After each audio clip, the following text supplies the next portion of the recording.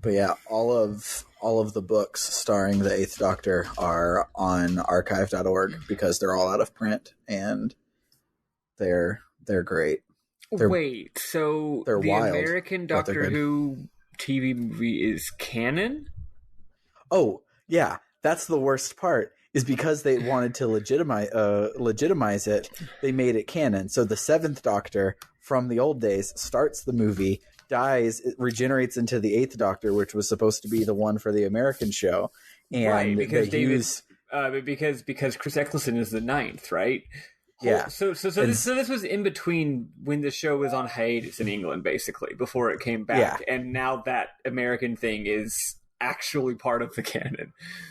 Yeah. So prior to the 11th Doctor, they were always expecting them to just decanonize it at any moment because he had only ever been in a show not made by the BBC, but then also had been in all of these books and audio plays and everything in the interim. Like, he was the main Doctor for like 15 years.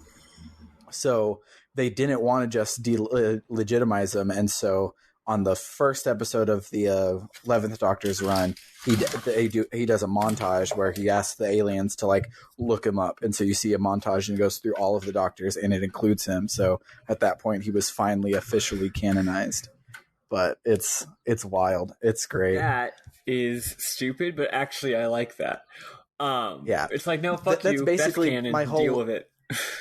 That's basically my whole love with Doctor Who, is there's so many things that you could tell they were making up as they went along, because they had no idea that people would keep coming back for this shit for 50 fucking years. And so there's so many things that you just have to live with because they did a throwaway joke back 60 years ago, and you just have to deal with it because it's canon now. And I love that shit.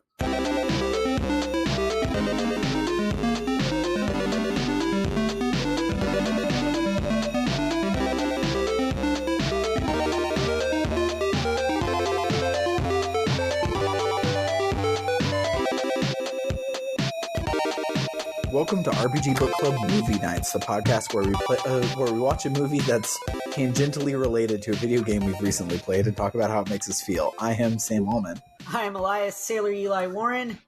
And I'm like, Maddie Webbin, dudes.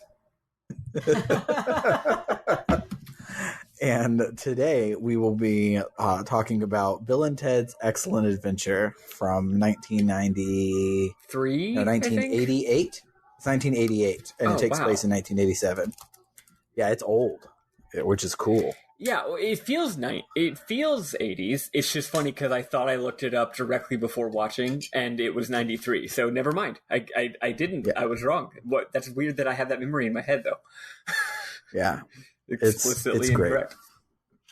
Great. Yeah, because there's a lot of time travel movies that we could have picked for Chrono Trigger, but Bill and Ted's the good one, so we picked that. Bill and Ted's is great, and also I haven't seen it since I was very small. So yeah, I was me too. just like, there were other options, but I was like, let's just do Bill and Ted, and everyone else, these two were just like, yeah, sure. It helps that Bill and Ted is $1 on YouTube because, yeah, like that's free. that's if cheap. You steal it, don't steal. But yeah, so we don't have game music to like segue into things, so let's just start talking about this darn old thing. Did you have anything you wanted to say about your week, since this has been graduated to a full episode this time around? I have a couple of things about my week, TBH. Go for it. So first of all, this has been a very eventful week for everybody for the same reasons that last week was eventful. There sure are a lot of current events happening. Oh yeah. But anyway, I've been getting really involved with protesting and stuff the last week. I was at a big one on Monday. That was student led. It was a big march. And I don't know if y'all heard. Actually, I'm sure y'all heard. It's happening all over the country. But there's like curfews being put in place everywhere. And in my town, they're like on Monday at 2 p.m. They're like, yeah, there's going to be a curfew at 8 p.m. And the protest was at like 7, right? So I left because I I have not been in a potentially arresty situation before, and wasn't sure how to. I felt like I didn't know how to deal with that, so I went ahead and went home. But sure enough, at 7:40, 20 minutes before the curfew started, they started tear gassing people, and they arrested like 100 people, and the people they arrested were right in the spot where I was standing before I left. So that was fun. I definitely would have had to go to jail. And then 2 nights later, there was an intentional fuck your curfew protest that I was all geared up to go to. Actually, I was with a group.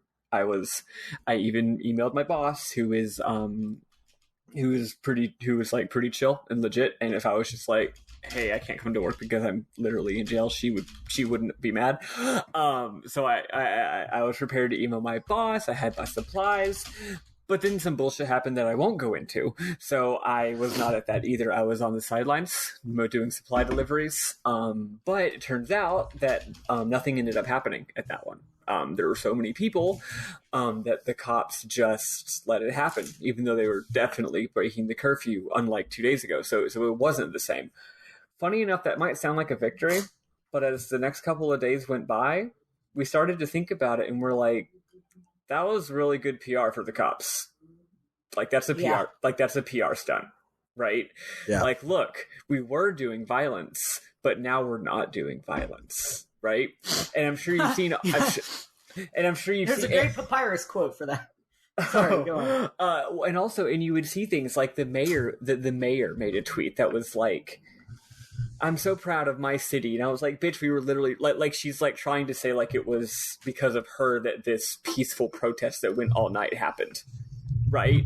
Or like, even though it wasn't, because she's the person we're protesting against. So I'm sure y'all seen the last couple of days, the whole situation's taken a weird turn where all the libs are trying to like co-opt the movement and say like, yeah, let's all come together and like take the teeth out of it. And I think that that's a really interesting and scary development. And I think that if you go to the website socialistcall.com, that's a publication that me and some of my friends write for. I haven't written for it, but my friends do, and I probably will at some point. They have a write-up of those 2 nights, and it describes the difference between the two, and it's very, very interesting, like conceptually seeing how Wednesday was different than Monday in a way that is kind of weird and concerning. So that was my very eventful week. And last night I watched a double feature of Indiana Jones and the Raiders of the Lost Ark and Indiana Jones and the Last Crusade. And guess what? Those are great movies. Yeah, they are. Raiders of the Lost Ark is actually not as good as I remember. It's about 50 times better than I remember. It's it's just a goddamn masterpiece of a movie. Last Crusade is not as good. But it did come out the same year as Bill and Ted's Excellent Adventure. So there you go. Those movies came out in 81, 84, and 89 respectively. You notice that double feature skipped Temple of Doom, the best movie in the series. But frankly, that makes sense. If you're going to do 2, 1 and 3 was the way to go with it, right? Because they're very similar tonally. 2 is its own special thing. So that's what I did. Did a lot of politics, did a lot of protesting, did not do a lot of work because my hours have dried up, and watched 2 great movies with my friends last night at the drive-thru. Nice. What about you, Eli? I played a lot of Final Fantasy. Nothing new is going on for me. Actually, one thing I wanted to bring up, the Final Fantasy XIV RP community has actually been doing a lot of PR for Black Lives Matter kind of stuff. Good. Glad to hear that. They've got a big donation thing that they're doing. And last night, one of my RP partners and I took our characters on a date to a punk rock show that these people were holding on the Balmung server. It was super fun. And at the end, someone actually went up and yelled out of character about like, we're not blind to the roots of where punk came from. We just want to say that, we hope that everybody is aware of what's going on and is doing their part to help out as much as possible. And a bunch of us yelled out Black Lives Matter, and they linked to the donation thing that they're doing. So that was really, really cool. Nice. They're really doing their part to contribute while, playing a video game. That's dope. Yeah. Yeah, other than that, not a whole fucking lot going on. Nice. Yeah, I'm on call again. I probably should have warned you guys that I was on call before we started recording. Lol. Yeah, I'm on call again. So it's been a really breezy on call weekend, knock on wood. But yesterday I got like 4 completely unrelated pages all at once. And so it was like, went from, oh, hey, I haven't gotten a page for my whole first 2 days on call to, shit, I'm underwater and I have to suddenly do like 3 hours of work all at the same time in 15 minutes. So it was a fun time. But other than that, I just been watching Ghibli movies because VRV gave me a free month of HBO Max. So we've been watching Studio Ghibli movies. Watched a lot of Doctor Who with Scar because she got really into it. Surprisingly, she doesn't like Jodie Whittaker that much. She's like, oh, cool. It's a girl doctor, and like she dresses up like the girl doctor and has the girl doctor on her wall. But every time she wants to watch David Tennant. So she has taste, I guess. But yeah, no, that's about it. My week was pretty no amount of girl power uneventful. No amount of girl power will distract from bad writing. Yeah. Oh, also, and you'll hopefully we don't have as many technical difficulties as we did last week, so you'll hear this episode in a timely manner. But the Black Lives Matter itch.io bundle is gigantic. You get 750 games for a minimum donation of $5. Oh yeah, I need to do that. And I picked that up, so I will be playing A Short Hike and Night in the Woods and all of Super Blizzard stuff. Definitely check those out. It's 10S, Palace of Woe, and Water's Fine. Those 3 are all in there, and they're magnificent. Super Blizzard is really good. Also, I picked that up as well.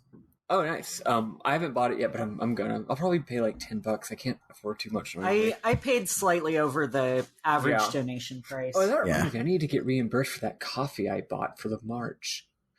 Because I was obviously I could. They were like, "Can you cover the coffee?" And I was like, "Honestly, I wanted to support the protest, but I don't think I can afford $200 worth of coffee." And they're like, "Okay, we'll just pay what you can and we'll reimburse you for the rest." And I was like, all right, sounds good. I will get the coffee. I can drive a car, but I can't pay for the coffee. Sorry. Protests, you gotta have supplies. Anyway, what was I going to say? Friend of the show, Bernard, that, most people listening to the show are probably familiar with.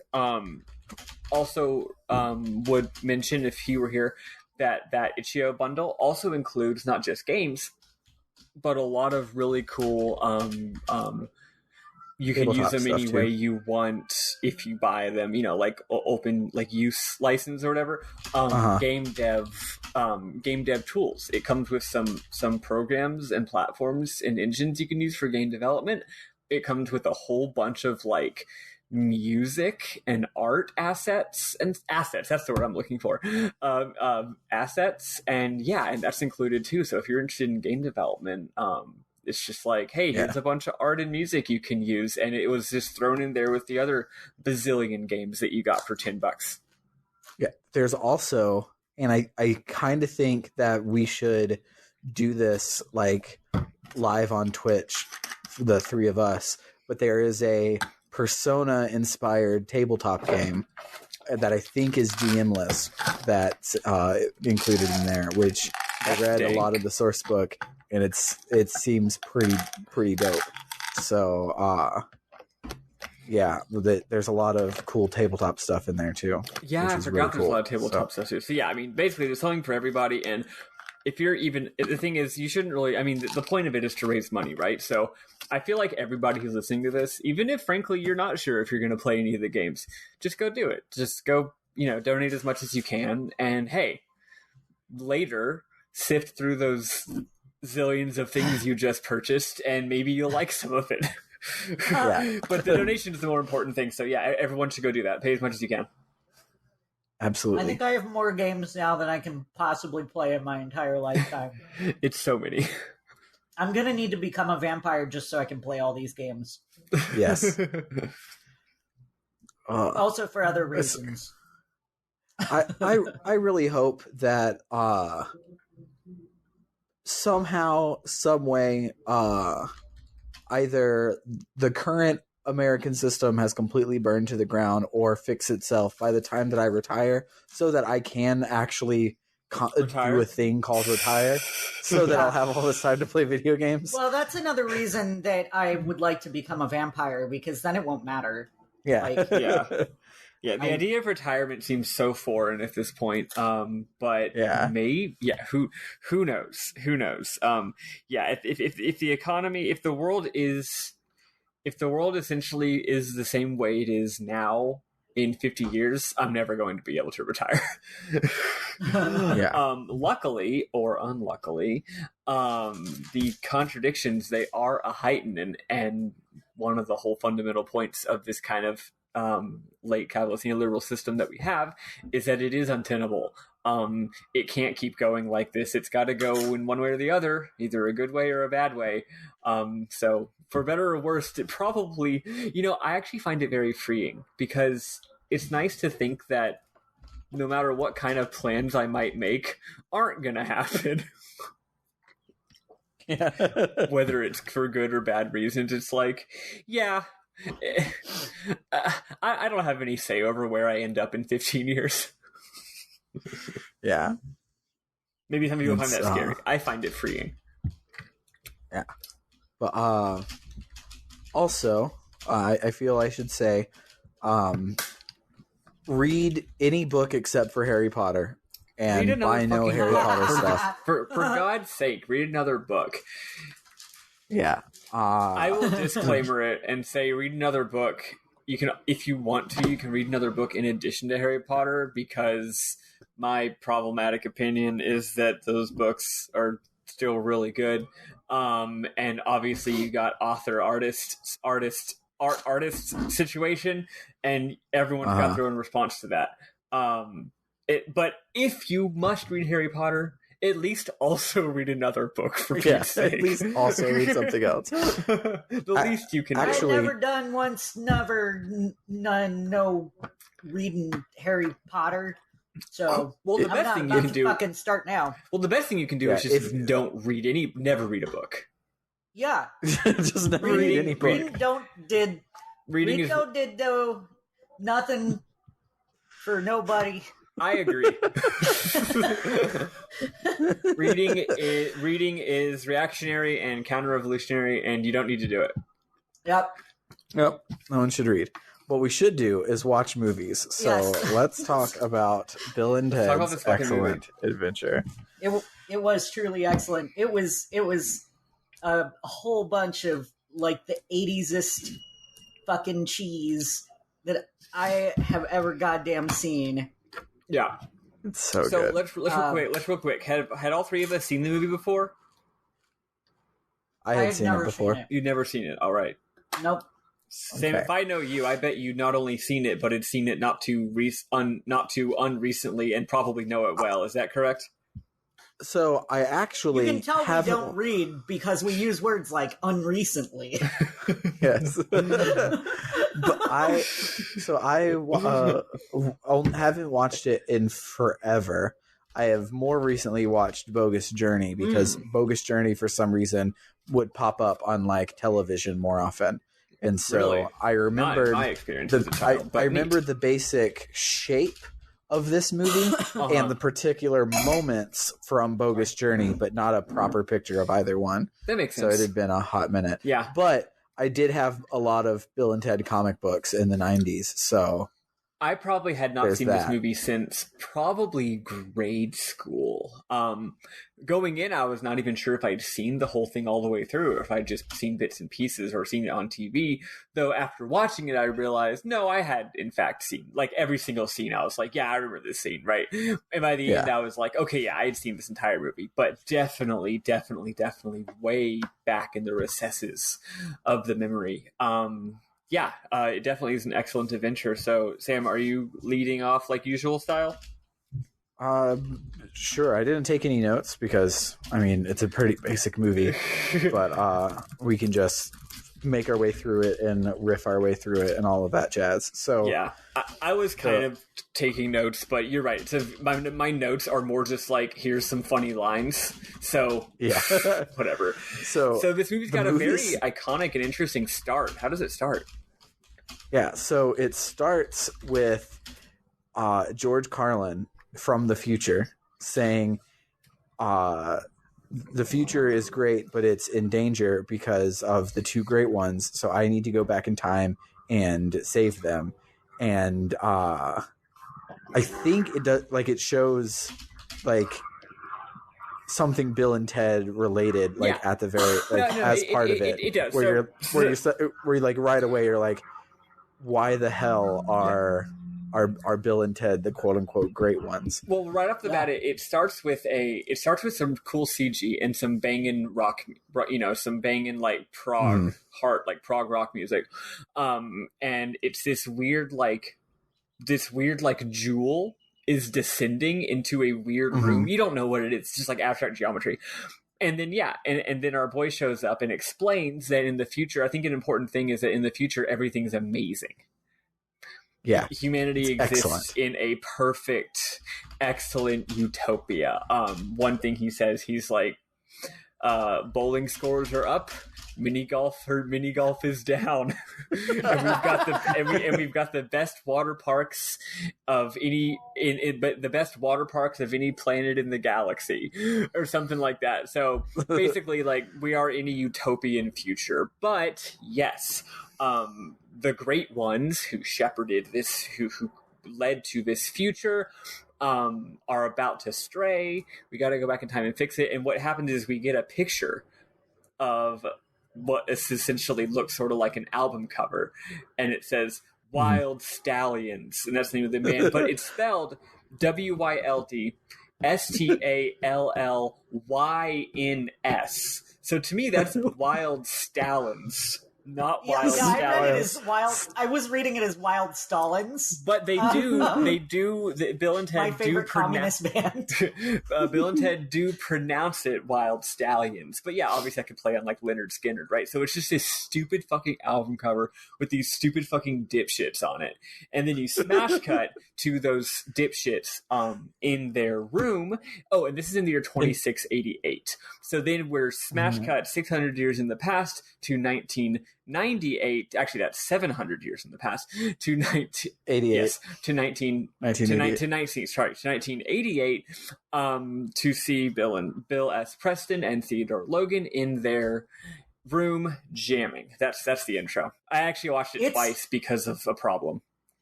You've mispronounced his name. It's Bill S. Preston Esquire. No, it's right. William S. Preston Esquire. Yes, and Theodore Logan, who goes by Ted. Bill S. Preston is played by who? Oh, I had it. Alex Winter, who did not become super famous, even though he does a great job. What's his thing? Looks like basically nothing. Oh, looks like he's a screenwriter and director to today. And he's active. Nice. Look, anytime someone does art that I think is really good, or frankly, even art that I don't think is good, I always hope they still have a career. Because it's sad when someone like can't succeed in their career, right? So, scrolling real quickly, he's been directing a film every couple years for the last 20 years. Nice. Good for him. Good job, Alex Winter, even though I've never heard of you. But the other character, of course, is everyone's favorite tiny baby boy child, Keanu Reeves. He is immortal. Yay. He really is, man. How do these guys talk? They talk like surfer dudes. Yeah, like the most Like- exaggerated California accent you can possibly imagine. It's- Oh yeah, it takes place in But- San Dimas, which I don't know where that Yes. is. Where's San Dimas, I California? think it's a fake place. No, it's It real. might be fake. It's in LA County. You're a fake Okay. place then. Okay, so it's to the east of like it's a suburb to the east of like LA, basically. Okay. Interesting. And so they not only talk like surfers, they're all like really positive about everything. And this Yes. is crucial to the movie that there's not a negative word that comes out of their mouth except for one of the worst negative words Yeah. come out of anyone's mouth. They think that It was everything. a different time.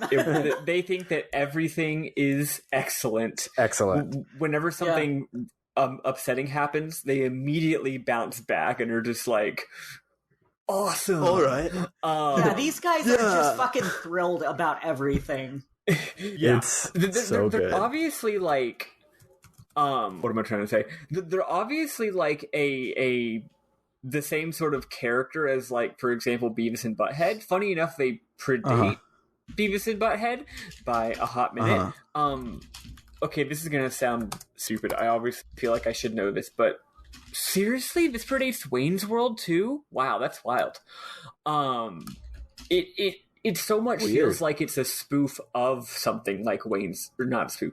It feels so much like it's inspired by those things, but apparently it predates both of them. That's wild. I knew it predated Beavis and Butthead, but I did not know that it predated Wayne's World. Wow. Those were both 90s, by the way. So yeah, they're super positive. Everything's awesome. They take it in stride. We learned that they have a band. They're important plot point. They are bad at guitar. Yeah. Oh, they're so bad. That's actually an They important have a- plot character point that they're And bad. not in the way that the Power Glove is so bad. They're just this straight up bad.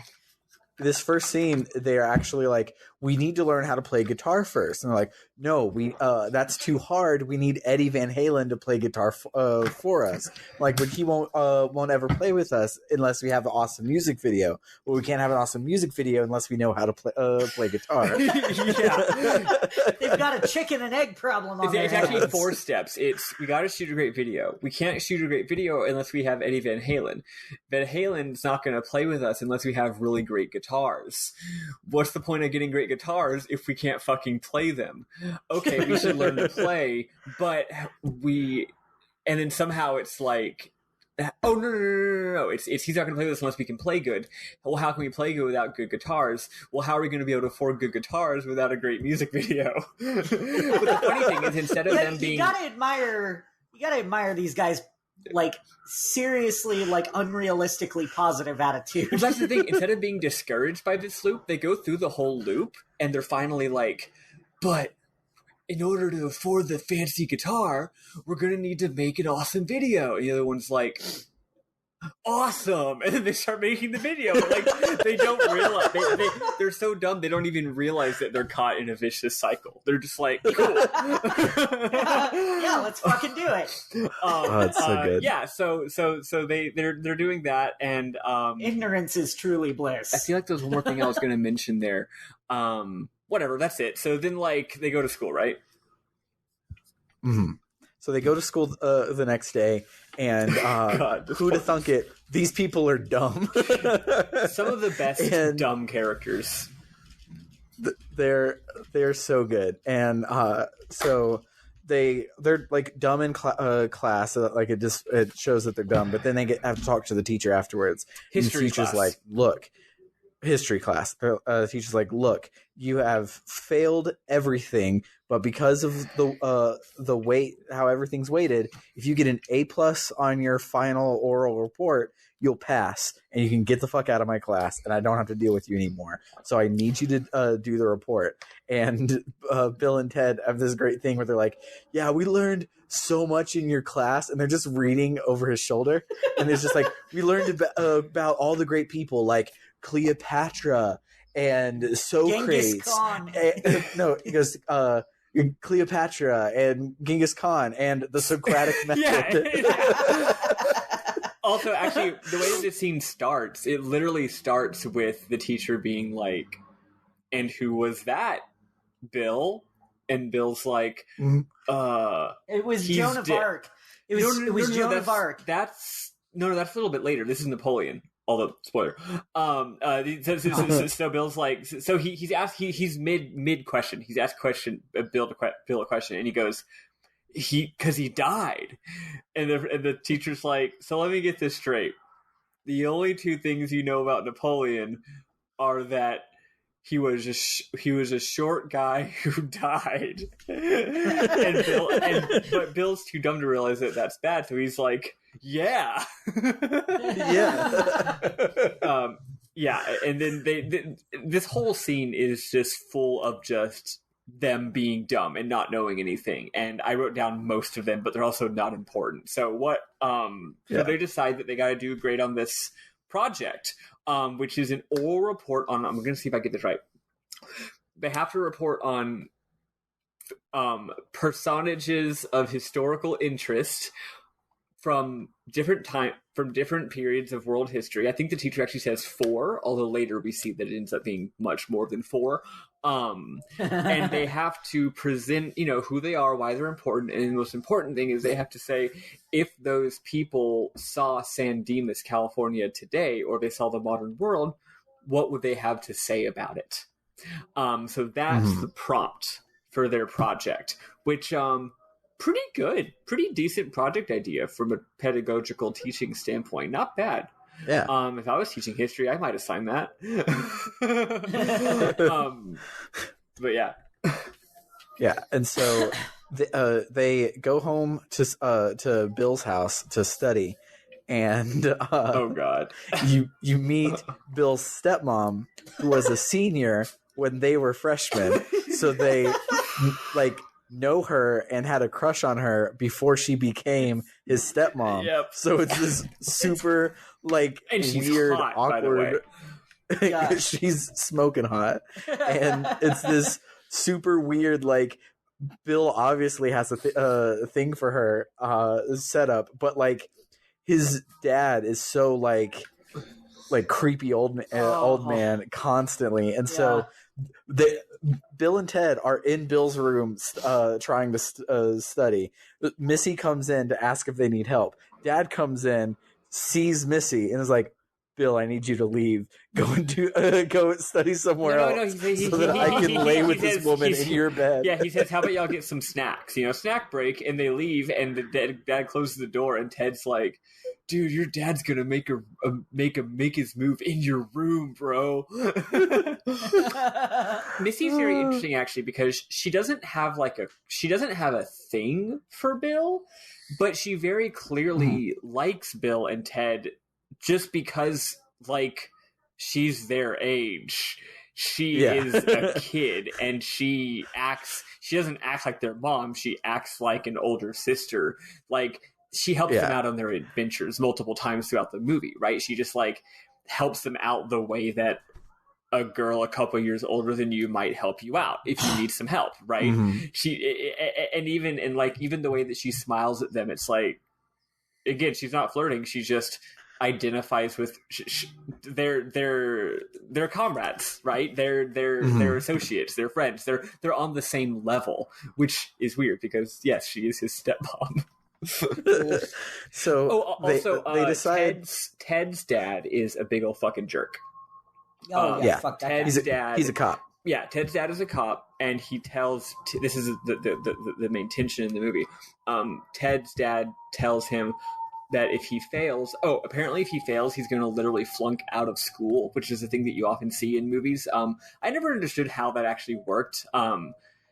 What the mechanics are of getting flunked out of school. Do you have to not go to school anymore? That's not really how our school system works. But back in the day, No Child Left Behind was passed, obviously, a decade and a half after the movie was made. So that changed things. Anyway, he's going to quote flunk out of school, which means his dad's going to make him go to military college and join the army in Alaska. Which, first of all, making your creative, stupid, maybe a little bit troubled child go to be in the military seems very mean, but also Alaska means they have to break up the band, so we understand that's probably the problem with the future timeline, is they probably have to have the band, right? Yeah. And That great band that they're in. Yeah. So after they're kicked out of Bill's room, they decide to go study at the gas station by asking the questions on their test to random people as they pass by. Yeah, they're literally like, I don't hey, know. I just work here. yeah, they're like, hey, miss, when did the Mongols rule China? And she goes, I don't know, I just work here. And she walks inside, and they go, you want to go try the 7-Eleven? Circle K is no good. Let's go to another convenience store. So fucking funny. Let's just ask random people if they know the answers. But anyway, yeah. So then, suddenly, out of like a bolt from the blue, down comes a phone booth with antenna sticking out of the top, and who should walk out but our boy Rufus, George Carlin from the beginning, looking kind of like a goddamn The Matrix and wearing extremely cool sunglasses. Yes. And he's like, guys, I'm here to help you with your history report. And they're like, oh, do you know when the Mongols invaded China? I love how they're like, they just saw a thing magically materialize from space, and they're just like, hey man, can you help us with our homework? They got their priorities in order. Yeah, they're that. completely unfazed. And so Rufus is like, why don't you ask them? And they're like, what? And he's like, this is a time machine, yada yada yada. Which, real quick, I think this is the best place to bring it up. So this is a reference to Doctor Who. Yeah, just the original Bill and Ted explicit comic book. It is extremely explicit. However, like I was mentioning in the pre-show, Doctor Who didn't come to America until 1995's crappy TV movie, and people only barely knew about it then. And then it didn't like even get popular until a couple seasons into 2005. So that's like 15 plus years of pop culture that has referenced time traveling in a phone booth that are probably referencing Bill and Ted, not realizing that itself was a reference to Doctor Who. Yeah, and I hadn't thought about that. And also, it just shows that people making this show or this movie are obviously fucking nerds who are aware of Doctor Who. You know, I guess they watch BBC. That's really funny. It's funny too, because as soon as I saw that, I was like, is that a fucking TARDIS? Yeah. Although, I don't even watch Doctor Who, but I know what the TARDIS is. Although, unlike the TARDIS, hilariously, it's not bigger on the inside. It's which I think is extremely funny. It's the same goddamn size as a phone booth on the inside. The Doctor just needs 2 people, and he has a whole huge room on the inside. Bill and Ted need 16 people, and they have to squeeze they're all just crammed in there. Which, later they like literally can't all fit at once, which is extremely funny.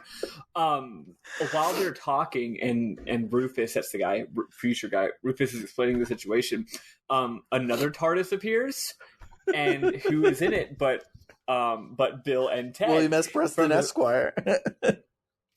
Yes. So Bill and Ted. Which, if you don't know, Esquire is the title given to a lawyer.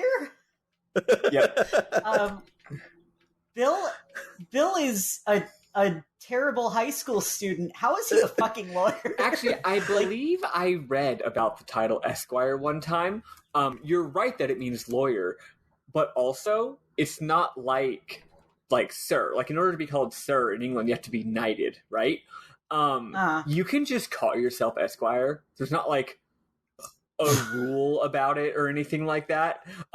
His parents just decided to give him that as his guess. title. Maybe it was aspirational. But yeah, so, like, lawyers will just put that on their name to sound fancy. It's really stupid. It sounds fancy as fuck. It does sound fancy. So these dudes obviously watch the BBC because in the United Kingdom, Esquire historically was a title of respect accorded to men of higher social rank, particularly members of the landed gentry above the rank of gentleman, but below the rank of knight. So it's more... It's more, we watch a lot of fucking Doctor Who. He's some sort of British nobility in California who talks like a surfer dude and is incredibly dumb. I love that. Hey, downwardly mobile. I connect with it. So yeah, they see themselves from the future. So Bill and Ted, different Bill and different Ted, wearing almost the same, but not quite clothing, stumble out and they're like, "Hey, dudes," just the exact same, right? You'd think they'd be like frazzled or like changed from their adventure, but they're just the same dumbasses as before. And you're like, "Hey guys, y'all are about to go on an awesome adventure." They don't say anything important or interesting, and then they're basically just like, "Hey, trust." Oh no, you they can... say something very important and interesting. Well, which they're is about to. if Yes. you're, yeah. Oh, okay. I just meant they say a bunch of unimportant things for a bit, and then they get to the important thing. So they say a few important things, but fill me in if I miss one. First, they say you can trust this Rufus guy, and so definitely do what he says. It's going to be great, man. Bill and Ted from the present go and they're like, "Well, how do we know? How do we know we can trust you?" And they're like, "How do we know we can trust you? How do we even know that you're really us from the future?" And they go, "All right." No. Bill and Ted present go, or one of them says, "If you're us, then what number are we thinking of right now?" And the two from the future at the same time go, 69, dude. 69, dude. and the rest, and all of them at the same time are just like, "Nice." And they go, and they do a little air guitar thing. Other important things is, as they're leaving, future Ted is like, "Hey, give the princesses my love." And he goes, "Who are the princesses?" And he goes, "You'll see." And then also he says, "Ted, don't forget to wind your watch." And Ted's like, "Huh? Okay, sure, thanks." So those are, I think, the important points of this conversation. Yeah, pretty much. Right? That's all I remember. Yeah. So then future Bill and future Ted are like, "All right, we got to finish our adventure. Bye." Yeah, and so Rufus is like, "Obviously, you can now trust me. Let's go and do your report." So they take him back to revolutionary France, where they see Napoleon. And Rufus is just like, "So you can look around, see everything, write your report, and then let's go." And so Napoleon sees them and is like, "Holy shit! There's people like spying on our army or whatever. Let's go and get them." And they're like, "We got to get out of here." So they all hop back into the TARDIS and leave. But importantly, Napoleon himself is running after them, and he dives after their TARDIS and falls through the time vortex with them, and they come back to San Dimas.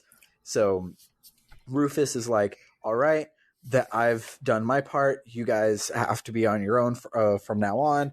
Don't fuck up the timeline. I'm going to go back to the future. Here's the phone book that you can use to dial up any time you need to. I'm going to go." And so he goes away in the TARDIS, and then it comes back down empty. And then Napoleon falls out of the tree nearby because he had came back with him to San Dimas.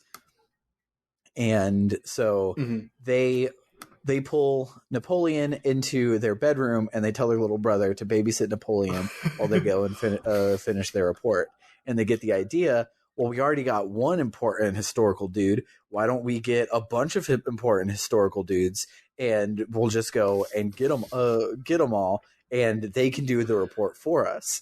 So they get back in their TARDIS, and they head off to Wild West times. Also, it should be noted, weirdly enough, you'd think this movie would not do this. You'd think they would just have a huge plot hole that a lot of movies would do. But actually, they do acknowledge the fact that these characters are always speaking different languages. So every character that they're going to interact with speaks the language they should be speaking. So Napoleon is just speaking French. Later, Genghis Khan is just speaking ancient Mongolian. So none of them can understand what the fuck is going on. The only, I guess you could say it's inaccurate that all the characters that speak English intelligibly. because the medieval English characters would be speaking, of course, Old English, which is so different than modern English. It might not even be possible to communicate, but they just speak normal English in a fancy accent, right?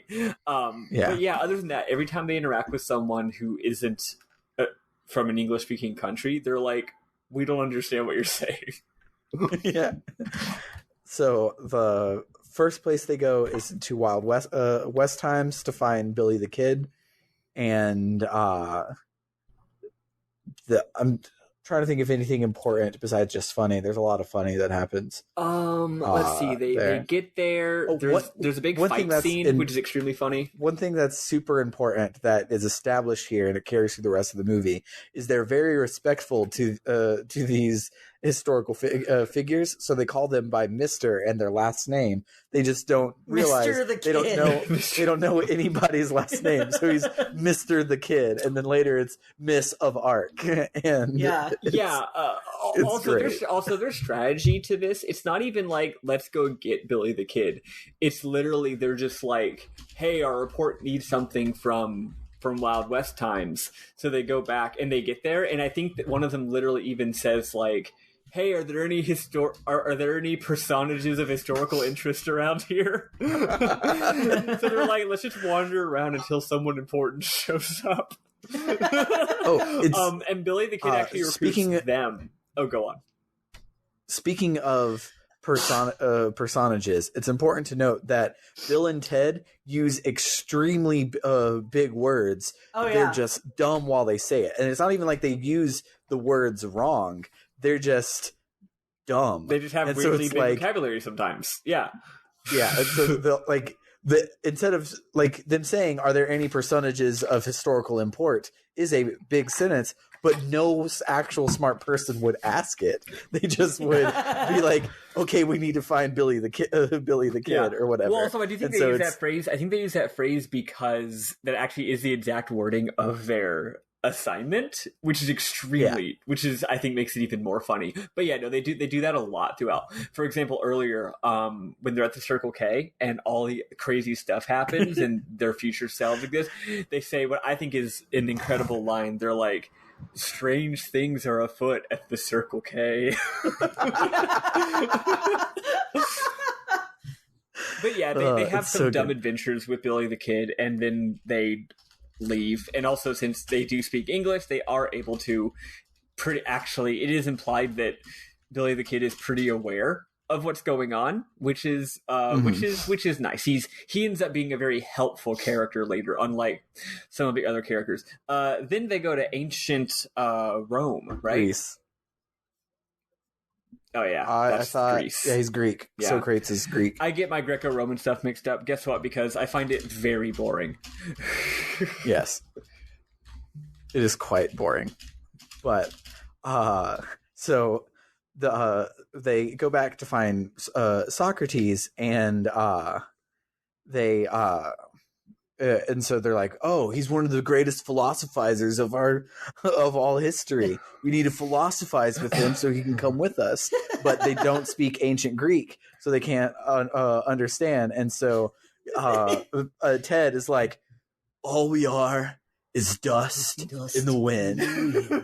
and Socrates is like, what? And so Bill grabs some like dust and he's like picks it up and he's like, you, me, and just blows it. He's like, wind. And Socrates is like, yes, the days of a man's life are like the sands in an hourglass. What he says is, like sands through the hourglass, so are the days of our lives. And that is a quote from a famous soap opera called Days of Our Lives. Oh, I that's know that amazing. because my mother has watched Days of Our Lives since like before I was born. That's really funny. That's amazing. I'm a Bold and the Beautiful fan, so I don't have time for two. Oh, my mom has time for all of them now. She watches all the big four soaps, and she still talks about the ones that have been canceled, like Another World and Santa Barbara. Those were her favorites. I've come out and said this back when did I talk about liking soap operas before I left, or was that a more recent development? You've given us like a very elaborate spiel on soap operas at some point. I've forgotten it, but you have. It may but have, you can say it again if you want. Soap operas are actually like really freaking good, and it's really hard to do any job as a day job, and soap operas is the acting of a version of a day job, and these people put in work every single day, and it's actually phenomenal. And in a world where like you're looking for stuff to binge, like having a guaranteed cliffhanger every night 19 minutes is a great way to like pass the time, and you'll never like notice that, oh, I watched 600 episodes today. Sorry, Summer is texting me, and her text tone is Cool Boogie. Cool Boogie. Wait, Cool Boogie. I can't. Is that from SSX? That's Legend of Dragoon. That's Maru's. That's right. Thing. Yeah, I remember now. But I can't put my phone on silent because I'm on call, so I apologize for that. My mom discovered an old soap opera not too long ago that she fell in love with called Dark Shadows. Dark Shadows is good. It's a like soap opera with classic movie monsters, essentially. Like there's vampires and shit, and she's just madly in love with this show. Like when it first started, it was in black and white. Wow. And there's like 300 some episodes. Yeah, there are. They broke episode 7,000 on Bold and the Beautiful. Good fucking Lord. Nice. Yeah, but because Bold and the Beautiful has committed to staying a half hour with 19 minutes because it's daytime television and it's literally more than a third ads. 19 minutes in the daytime? Not 22? Uh-huh. Yeah. Wild. Yep. Yeah. And so because they've committed to staying 19 minutes, that means they have less to shoot, so the actors aren't as bedraggled having to do so much work every single day. They can shoot so many a week that they get like 8 weeks paid time off, like everybody, all year. And so it keeps itself really, really good. And so great. It's Bold and the Beautiful specifically. I've heard every soap is actually good, so just pick one you can find and start watching. But Bold and the Beautiful, I can say without a doubt, we started watching it because we thought it would be bad and we were looking for trash TV to watch. And now we've watched over 400 episodes and it's good. It's real good. Talking to my mom about it, she would tell you that there are bad soap operas like Passions. She never liked Passions. Yeah. And there are definitely times in soap operas, like storylines that are real bad. Like the time in, I think it was Days of Our Lives, where they went to a virtual Garden of Eden. Mom was not into that storyline. That's wild.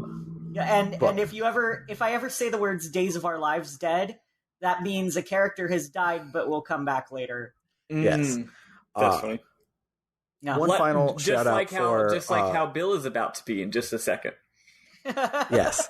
But one final shout out for Bold and the Beautiful before we get back to it. Bold and the Beautiful is on CBS, where only conservative people watch.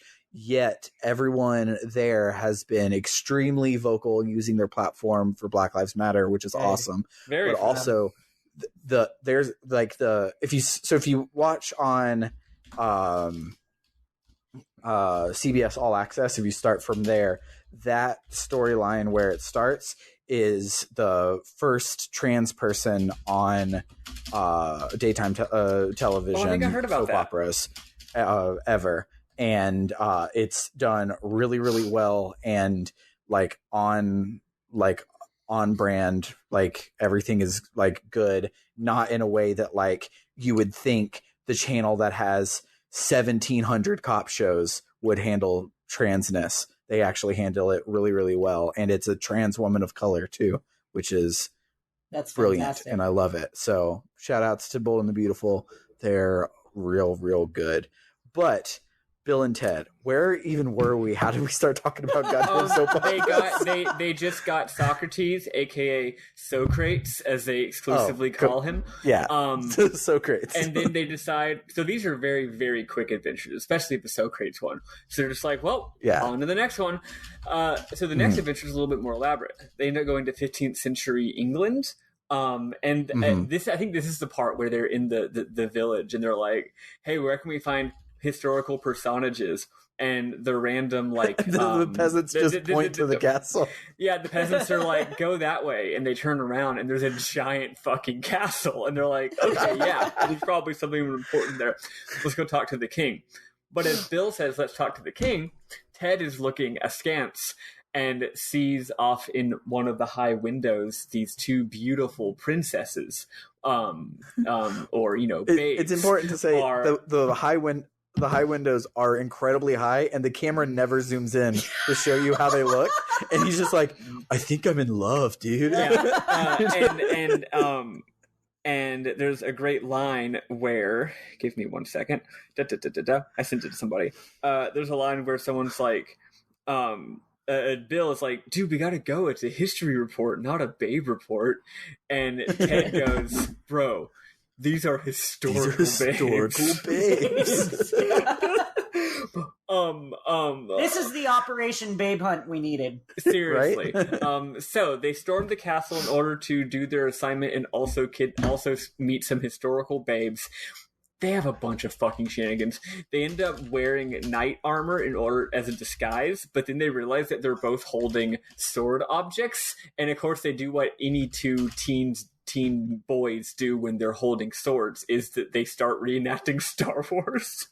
Yeah, what's awesome is they do what any teenage boys would do 5 years after Star Wars had come out. Yeah, absolutely. Return of the Jedi was 5 years before, which is nuts because Star Wars feels like so old and so timeless, and Bill and Ted, it feels 90s even though it's that's true. Yeah, Bill and Ted feels like it came out in another era than Star Wars, even though it came out 5 years later. They're contemporaries, and it doesn't feel like it. It's bonkers. Well, that is because Star Wars, started in the 70s and very much is a 70s style of filmmaking, whereas Bill and Ted, I think what you said is right. I think it feels like 90s. So it feels like they're 2 decades apart despite being literally 5 years apart. So they're reenacting Star Wars. It's just fucking stupid. And while they're reenacting Star Wars, doing lightsaber fights and doing boom, boom, boom sounds, despite literally holding actual deadly swords, Bill tumbles down a bunch of stairs, and Ted goes to chase him, and long story short, he gets to the bottom and he sees the suit of armor on the ground, and a bunch of enemy soldiers have surrounded it, and they stab it through the heart, and they're like, haha, we killed the intruder. And then they leave, and of course Ted thinks, oh no, my friend has been killed. We of course realize it's obvious that Ted probably is no longer in the suit of armor. A bunch of bullshit happens. Turns out that's what happened. You've called both characters Ted for the past 5 minutes. Whoops. You've referred to both Bill and Ted. Ted thinks that Bill has died. We realize that Bill probably backwards. has not Bill thinks that Ted has died. Yes, You're backwards again. Bill thinks confused. that Ted has died. No, that's not true. Because Keanu is the one that comes back and hits the dude with the bat in a second to spoil the joke that you're building up to. Okay, I just had it backwards. Well, I wasn't getting I wasn't getting the characters mixed up. I was just forgetting what happened, which is different. But anyway, eventually they find the hot babes, and they say that they have a Ted. What's funny is that Ted is like, I have a message of love, and they're like, from who? And he's like, myself. And they giggle thinking, oh, that's like a cute little thing that he just said, but he really means it's from myself, because myself told me to tell you to send his love. And then they want him to recite the message, and Bill's like, dude, tell her some poetry. And he's like, what? And he's like, song lyrics, man. Anyway, I don't know. Then their dad just quote the prophet Peter Gabriel at them. Well, that's the thing. I'm pretty sure at this point, they're not quoting a song. I'm pretty sure he's making up the poetry. He is making up romantic language. But in order to figure out how to do that, Bill had to be like, write song lyrics, bro. Yeah. And that's what allows him to, that's when he has to understand the concept, right?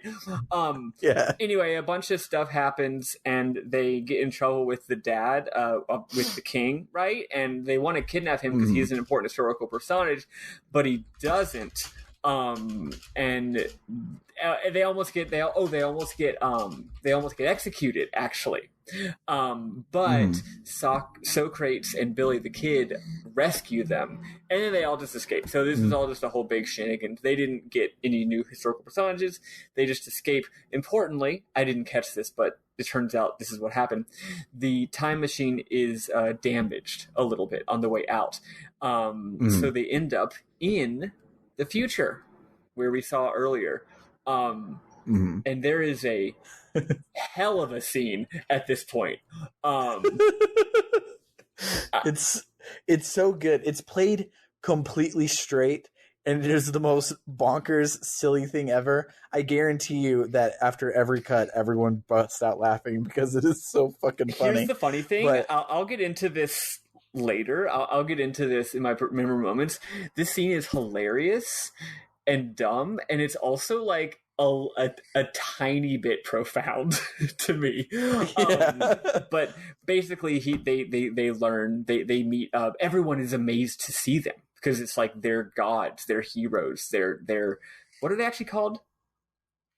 The Great Ones. The Great Ones, right? Yes, the Great Ones. So their Great Ones have shown up, and they're like, oh, so all the people come out and they do air guitar symbols at them.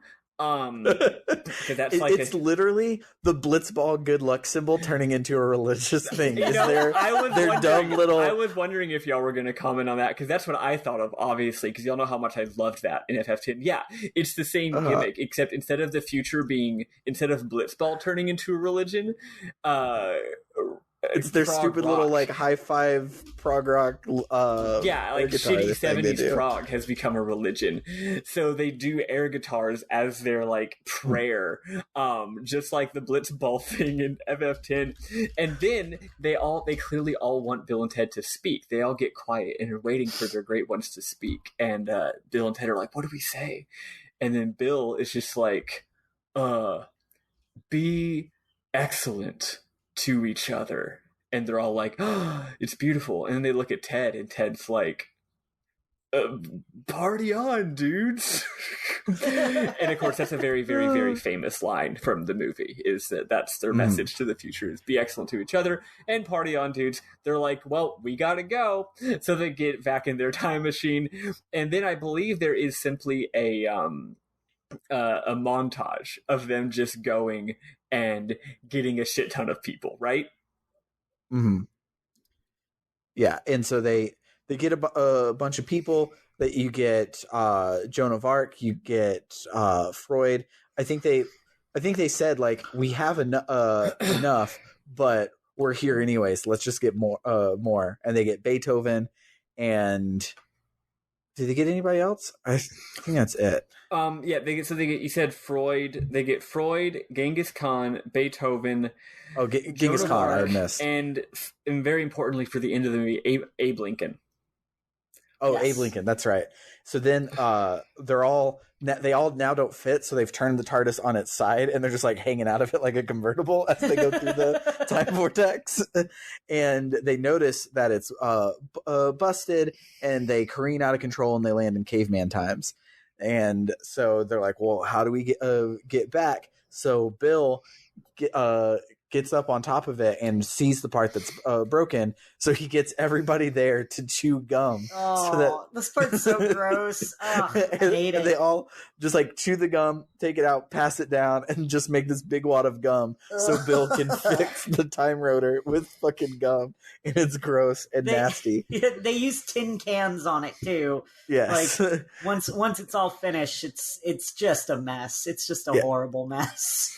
Yeah, but it works. So they decide. Let's go back to our time. I remember it was it was important. They tried to go home after Joan of Arc, who had a tiny bit more. She was right before the montage. So after Joan of Arc, they would have had their four, because they had Billy the Kid and Socrates and Napoleon and Joan of Arc. They tried to go home, but they couldn't dial San Dimas for some reason. So they're like, whatever, let's just keep dialing what we can do, and that's why they have the thing. So now they were finally able to dial San Dimas and go back. So they went back, but they were too early. Like they were like 12 hours before they needed to be there, and they saw Rufus, and Rufus was like, this is the wrong San Dimas. You need to go, instead of dialing this number, you need to dial one more to go to the right San Dimas. So because they're like, oh, we have 12 hours. He's like, no, you actually only have 2 hours. And he's like, oh man, we forgot to rewind. Well, is this the part where they see themselves? Yeah, or did they already, no, this is when that happens. So they go back to the future. For some reason, I thought we had already talked about it. So they go back to what they think is their present. They're the night before. Then we see that whole conversation. Well, actually, we don't. They skip over it. But it's implied that, then the whole conversation happens again, but now they're on the other side of it. And they tell their past selves, blah, blah, blah, blah. And then as they're about to leave, they're like, well, bye, tell the princesses I said hi, blah, blah, blah, blah. But then they're like, Rufus, how come we're at the wrong time? And he's like, dude, you're 1 day short. And he's like, no, it's like my watch says that it's this time. And he's like, oh, you fucker, you're however many hours off. You forgot to wind your watch, which is when Ted then goes, hey, don't forget to wind your watch. Which is hilarious because he already knows he's not going to do it because he didn't do it. So he reminds himself to wind his watch, but then he still ends up forgetting and then has to remind himself to wind his watch. But I just realized this is really clever foreshadowing, because I bet that planted the idea in his mind of reminding himself to do things. Because here's the thing. Up until now, this has been a time travel adventure. It's had nothing to do with the concept of time travel. It's been like they've been bopping around, right? But like they haven't worked with like the nature of time or paradoxes or anything. However, in the climax of the movie, that changes, and some really fucking hilariously interesting stuff happens. So anyway, they go literally 1 day later, but things have gone wrong. Also, this whole movie so far. Next? I'm fuzzy on how to get from here to the next part. Actually, one important thing to cover. Actually, this whole movie, as they've been having their adventures, there have been cutaways to Napoleon. So Napoleon and Deacon, who is either Ted or Bill's younger brother, has been taking Napoleon around. He takes Napoleon to the bowling alley. He takes Napoleon to the ice cream shop, which is where he becomes a Piggy Wiggy or something. A Ziggy Piggy, because he eats an entire like piggy ice cream thing. Anyway, he's just having fun at this really stupid suburb, right? And it's but when they get back, they realize that Napoleon has gotten away. Napoleon got away. They're like, well, where the fuck is Napoleon? So they decide. So let's see. Oh, so at this point, they're right. Here's the important thing. You're right, Sam. It is hard to do this transition. They can't just do the report right away. They have to take everybody around, right? So because they have to know what they thought of San Dimas. Yeah, exactly. Yeah. So they're literally just going around the town with all these historical figures in tow. So they go to the San Dimas Mall, which, man, y'all remember malls? What a what a blast from the past. So crazy. People used to hang out at those places. Yeah, but at any rate, they're hanging out at the mall, and they go to where they left, or that they realize that they don't know where Napoleon is. So they're like, if we were Napoleon, where would we be? And they look at each other and they're like, Waterloo. And Waterloo has been set up earlier in the movie, but it was done very subtly, so I didn't really notice. Waterloo is the name of the local water park, and it has been established as one of Bill and Ted's character traits that they love water slides. That's just one of their things, right? They love rock music, they love being dumb, they love water slides. So here's how I read this, and this is why I think it's so funny. I think a worse writer, a smarter but worse writer, would have made the joke that they realized that Napoleon must be at Waterloo because they know that Waterloo is the famous Napoleonic battle. So of course Napoleon would go to the water park called Waterloo. They don't know that. Yeah. No, dumb. the fact that it's called Waterloo is a joke that is not relevant to the plot. It's an extra layer of joke.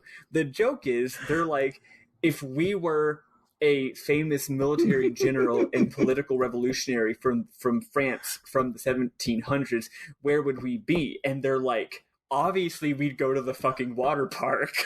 Like, that's the joke. The fact that it's a pun on Waterloo does not register to them to a single bit, which I find that to be an extremely brilliant joke, actually. Yeah. Yes. No, and the best part is that they're right. I don't think he went to the place because it was called Waterloo. He just somehow arrived at the water park. There's an amazing scene at the water park where he first of all, Napoleon is dressed in like old timey swimsuit. Yes. And he somehow gets to the top of the water slide, and they're like, so I'm curious, did he bring that with him? I was wondering about that too. Maybe he just is prepared. Maybe that's just his undies. Yeah, I thought it was supposed to just be his underwear. But anyway, so he gets to the top of the water slide. It's one of the enclosed water slides. And the person's like, "Go already, you're holding up the line." And he looked at it, and you can tell he's terrified because, I mean, why wouldn't you be? It's this chute that's going to go down, right? So they end up pushing him down, and then you do what every 90s extreme fun kid adventure movie does, which is it has a scene of someone going down a chute, and it's like exciting. But the funny thing is, for him, it's not exciting. He's fucking terrified. He's screaming the entire time. He's like, ah, ah, ah. But then he gets to the bottom, and he's like, oh, also, this whole movie, in all the Napoleon flashbacks, he's been like a dick. Like, he's very grumpy. He's very unhappy. He obviously wants to be back in France, leading an army and winning a war or losing it. I forget at what point they kidnapped him. Probably while he was winning. He's obviously probably scared and confused by what's happening to him, but also very angry. He doesn't understand anything anyone is saying. So, like, he's always yelling at people. He's, like, yelling at the bowling alley guy, yelling at the ice cream guy, being very upset, right?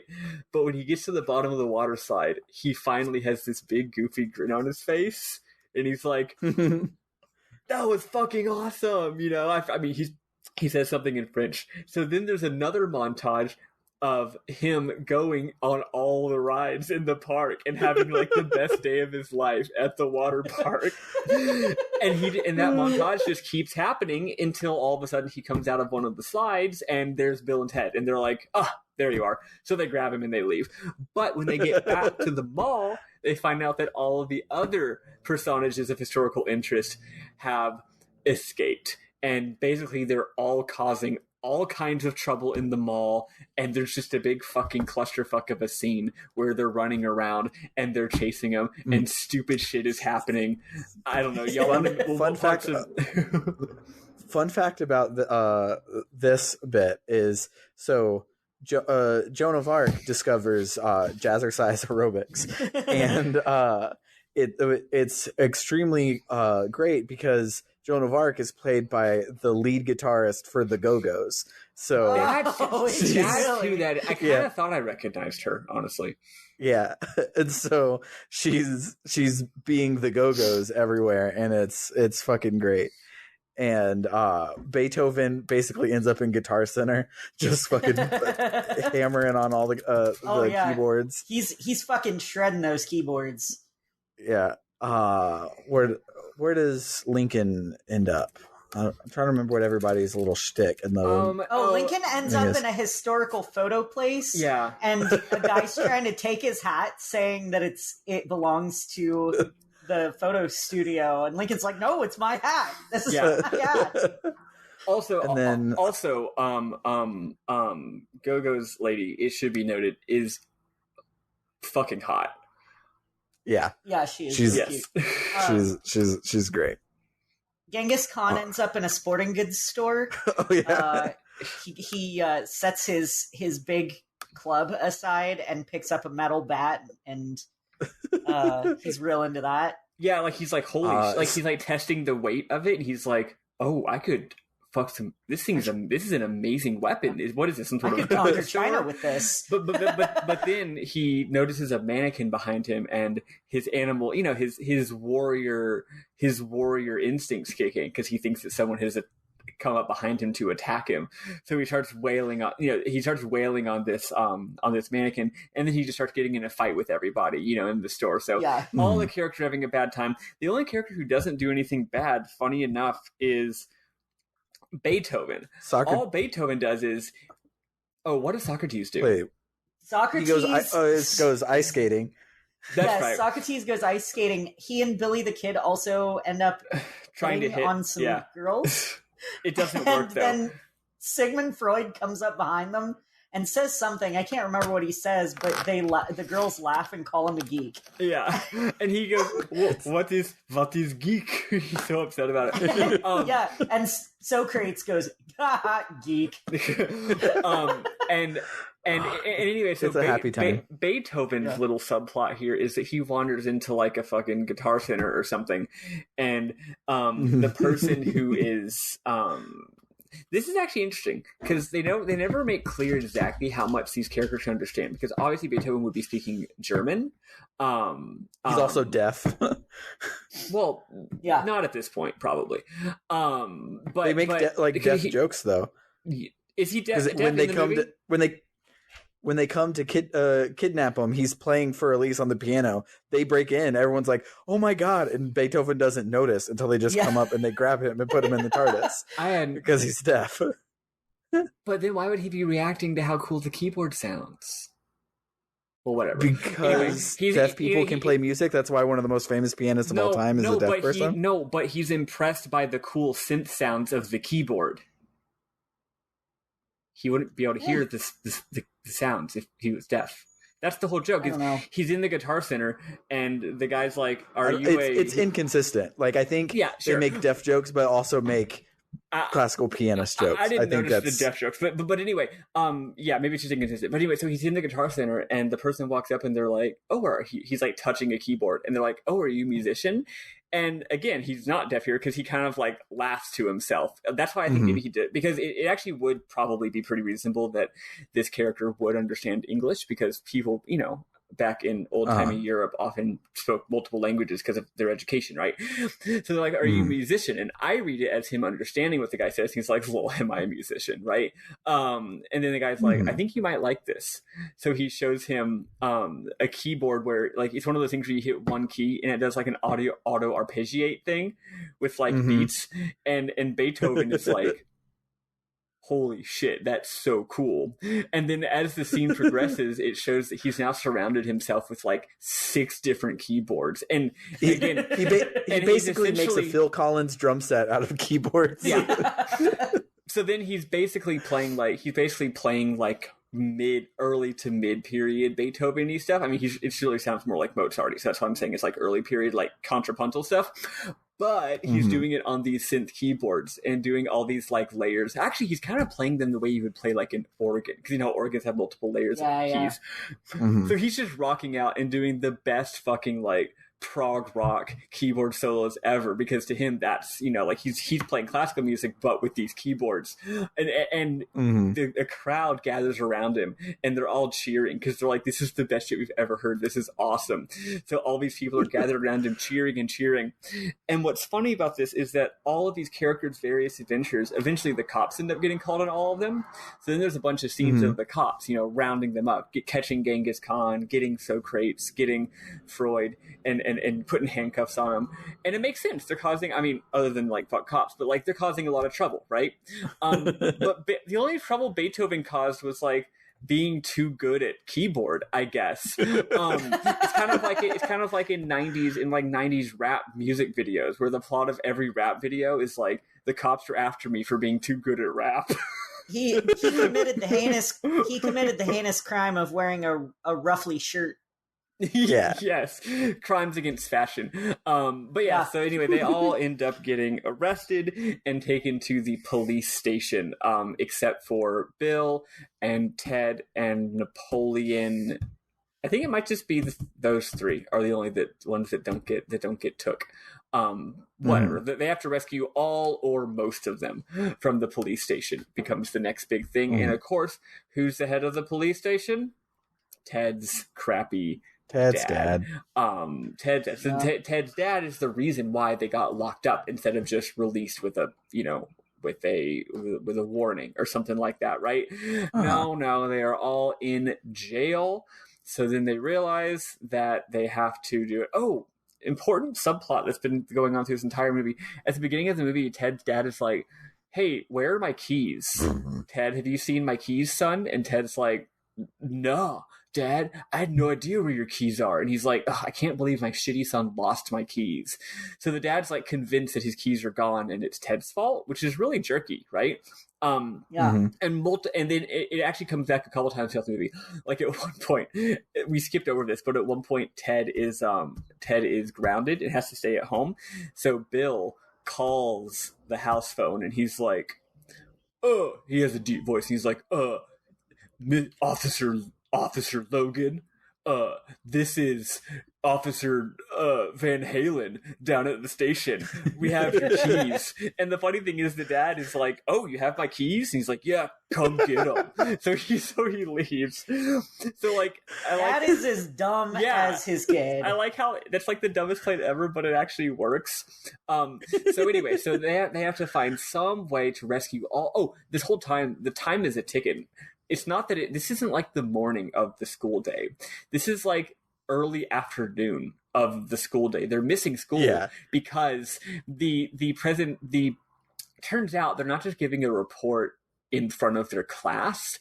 Turns out the history teacher made a whole fucking event out of these history reports where like literally the whole school is at an assembly and they're watching all of the people give the reports on a stage, which to me seems like it's borderline like child abuse, because that's got to be humiliating for the people who don't have good reports, right? Like, hey, go up in front of the entire It's also child school. abuse because making anybody sit through listening to a history report is cruel and unusual punishment. Especially the kind of, the way you learn history in high school.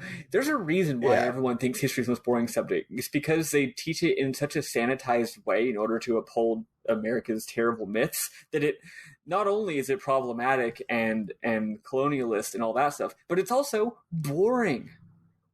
Yeah, it's squeaky clean. But anyway, so the clock is ticking, right? They are scheduled to go last because of dramatic filmmaking reasons. So you're getting all these cuts away to other people giving their reports as the clock gets ticking, and the teacher. There's one that's my favorite, where it's obviously like the most popular kid in school, like in like a football jock, leather jacket, and he just catches a tail in him and goes, "So what would Joan of Arc think of San Dimas? She'd probably think it'd be pretty cool. I know I do." And then everyone stands up and cheers. Yeah, like he obviously just gave a terrible report. And also another one of them is like, actually, I couldn't tell if this is the same character or a different character because he looked very similar. But his report was bad, and then he was just like, San Dimas Panthers rock, and everyone's like, yeah, or whatever the name of the football team is. Yeah. It was a different kid. It was just another football player. Similar looking guy, yeah. So anyway, so the whole time the history teacher keeps like, there's like a panning shot of her looking down, of him. Is it her or him? I can't remember. Looking down the list of the students. And at the very end of the list is Bill and Ted, right? And the teacher keeps looking like, are they going to show up or not? And at one point, he even pre-writes in their Fs. Oh yeah, Like, that's right. The teacher he actually already just writes. knows. He's like, yeah, they're gonna get Fs, right? So anyway, they have to break them out of the building, and this is where shit gets so fucking good, because the first thing they need to do is they're outside of the police station, and they realize, how are we going to break these guys out if we don't have the keys? And then Ted is like, ugh, my dad's been complaining for 2 days that he can't find his keys. And then maybe, I forget which of them, but one of them, maybe Bill, says, what if we went back in time to before he lost the keys and stole the keys? And then but then Ted is like, we don't have time to do that. We have to do it right now. And then they, again, and I think this is actually brilliant writing, that like the writers room must have felt really smart for thinking of this clever twist on time travel. One of them says, let's just remember to do it later. Like, after we finish our report, do it after the movie's over, after the presentation, let's just go back and do all of this later. And he's like, okay, where are we going to put the keys? And he looks off to his left to the shrubbery, and he goes, and then he reaches off screen, and then he reaches his hand back, and he's got the keys, and he goes, let's put them right here. So now they've realized, and the thing is, to me, this is like perfectly solid logic. It's a stable time loop. Like, all they gotta do. So then this whole sequence is, they need something to happen, and then they just remember. They're like, remember to do that later, and then it happens. This part of the movie is basically one of my favorite arcs of Homestuck, is when Dave does this exact thing where he'll be like having a conversation with somebody. He's like, wait, hold on, I just remembered I have a stable time loop I need to do. And he like leans out the window and gives himself a thumbs up, and then he goes back to whatever he was talking about. Yeah. That's basically what they He's keep just like, doing. oh, I gotta this. make sure these loops close. Yeah, this is the kind of thing that I really like about time travel stories. Like, Futurama does this, Looper, obviously. I mean, that's why they're called loopers, because they're closing a loop. It's done like in such a way that you don't see it happening, but you know it's happening, and it's really funny. Yeah, but now they essentially have magical powers, because they can just will anything to existence as long as they can go, as long as they remember to go back and do it later, which is extremely funny. So I believe the tricks that they use are they remember, hey, there is one even better. It gets even better. It's not just a stable time loop. It's also an interesting informational loop, because the second thing, they're like, how do we distract my dad? And Bill's like, how about you later remember to go and get a tape recorder and record yourself saying stuff, and then put it over, and then plant it like earlier, a couple days ago, in the police station, instead of put it on a timer for checks his watch, 2:43 p.m. But then Ted says, but what do I say? And then before he even decides what to say, you hear the tape recorder, and the tape recorder goes, Dad, I'm over here. Come over here, Dad. And see, that's hilarious, because that's where he got the idea of what to say. Is from hearing the tape recorder. Eli, what are the other things that they do with this whole future memory loop? So there was a piece of paper sticking out of a typewriter that they're reading, and at the end of it, it says, P.S. duck, and they're like, duck. And they duck down, like, right as some guy's getting up from his desk. Yeah, and like, would have seen them. Yeah. Oh, I forgot that one. And then the last one is their dad they release, I think they only do it 4 times. So they release everyone. So they're stealthing around. They're stealthing around the police station pretty successfully, TBH. It's not one of those, like, how would no one see them? It's like, actually, we kind of see why no one sees them. It's because most people are just, like, looking at their computers, and they just kind of slink around, right? So anyway, so they get to like underneath the police station where there's all the jail cells, and they let everybody out. But then the dad shows up, and the dad is like, Ted, at this point the stakes have been raised actually, because it turns out that he's already signed his son up for military school. So he's literally like, your flight's leaving tonight. Like, it's, and prom's tomorrow, So anyway, so the dad's about to get them and they're trying to get away. And then Ted just looks up at the ceiling and he goes, remember a trash can. And then all of a sudden a trash can just falls out of the ceiling onto his It says something like Wild Stalin's rule. Oh yeah, that's right. Like that, yeah. The trash can says like Wild Stalin's rule, and I guess it falls out of just like it falls from off screen. But I'm imagining like, I don't know, a fucking air vent or something. So he just like he instantly is able to materialize a trash can just because he's like, remember to put a trash can there. Yeah. Like, I'm just picturing it like he's like blipping into existence and then. Yeah, and then blipping out of existence. There's a Simpsons, one of their Treehouse of Horror episodes where Bart and Milhouse get a watch that can stop time, and so they use it to play pranks on people. And like one of the things they do is like they go to Homer's office and they keep stealing donuts from him. But it's just like he's got a donut, and the next second he doesn't have a donut anymore. And it just keeps going on like that until he goes to try and kill himself. Like he's got a knife, and they replace it with like a rubber knife. Oh my god, that's so fucking funny. So I'm picturing it like that. Like it's just blipping into existence. Yeah. For no reason. Yeah. So anyway, so they escape.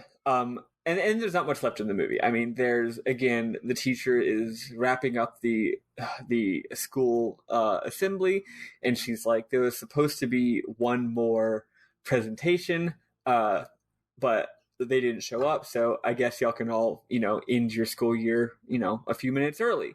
And everyone's like, yay! So they're getting up to leave, but then all the lights dim. And then there is just... it turns out that Wild Stalins are on the stage, right? And that the curtain lifts and it's the two of them and all the historical personages. And they just have this extremely long sequence of them giving like the most badass presentation ever, right? Where what I love about the presentation is it's not just that, they have all the historical figures up on the stage, which, the teachers are probably like, oh, I guess they got their friends to wear costumes, right? Which still, if I was a teacher, they went to the local Society for Creative Anachronism and asked them to come by. Yes. Here's the thing, though, if I was a teacher, I'd be really impressed by that. I'd be like, wow, these kids thought of a really creative and new and elaborate way to do their report. That's great. Either that, or they'd be like, "Oh, they're putting extra jazz on it to try and." Well, that's the funny thing is you also see that they know their shit now. They actually do, which is crazy. Like, Bill will be he'll say something like, "My next guest is, is Socrates or is Joan of Arc," and then he'll say, they actually called him Socrates. That's right. That's right. They pronounced it right. But then he'll say Joan of Arc did blah blah blah blah blah blah blah and blah blah blah. So it shows that apparently off screen, or over the course of their adventure. Oh yeah. Also, this entire movie, while they're running around, Bill is holding his history book, his textbook, in his arms, which is he uses it as a weapon at one point. He hits the guy with it. But yeah, so you see that not only did they do an amazing presentation, but they also actually do know their history, and they give this amazing thing. Do you remember any particular highlights from this? I really don't. I mean, it's a lot, right? Napoleon shows his grand plan of putting water slides in Europe. That's right. He's got this entire war board out, and he's showing all of his troop movements on what do you call it, like a war table, right? And then behind him he's got like a big board with a map of Europe on it, and he's showing all the troop movements, and then he points at one of them, and it's this big squiggly line, and he goes, "Water slides." Water slides. Let's see. Who else does some things? Let's see. Genghis. What does Genghis Khan do? I don't remember. Oh, he just like swings a naginata around and. Yeah, while again they actually explain why he's cool. Here's a really important one. His dad shows up, and as Ted's dad shows up, it turns out that Sigmund Freud is giving his presentation. And Sigmund Freud's presentation is that Ted, he's psychoanalyzing, he's doing psychoanalysis on Ted. So Ted is laying down, like, I guess they got this on the stage. He's laying down in like a therapist's couch, and Sigmund Freud is like, your dad is your dad is projecting, his sense of self-hatred and his disappointment in himself onto his kid, and that's why he pushes you so hard. It's actually a lot, like, obviously that's pretty simple and straightforward, like that's a very common problem that parents do with their kids. But like Freud's explanation is about 5 times as long as that, and it's actually like it's really good and detailed, and he's basically like, here's the problems with your dad and why it's not your fault. And of course the dad hears that and is like, oh, like kind of a touching moment. And after he finishes saying all that, Ted sits up and he's like, whoa. And then Sigmund Freud, remember this? Sigmund Freud turns to Bill and he's like, would you like to go next? And Bill's like, nah, I'm cool. I just got a minor Oedipal complex. Which is it's such a good joke. It's outstandingly funny. Like, a few things. A, like, Freud did invent the Oedipal complex. B, it's the punchline of the whole thing with Missy, the whole movie.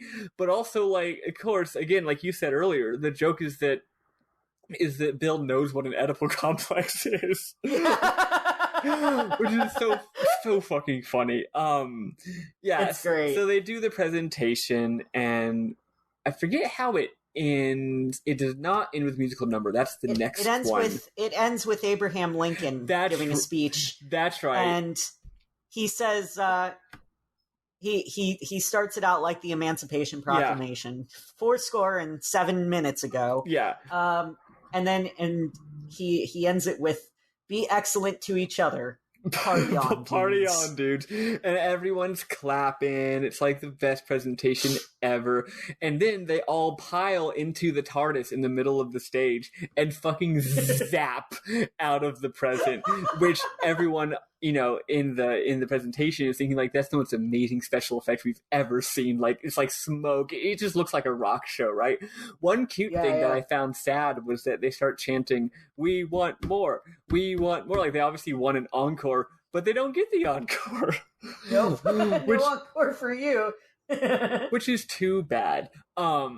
But yeah, so that's it. They've got to go back and fix all the potential paradoxes they create. Yeah, they got to remember to go do all that stuff, right? I got to say, if I was in this movie, I would not have succeeded because I have really bad ADHD and also maybe even some memory problems that aren't directly related to my ADHD, so I would not have remembered to do the stuff.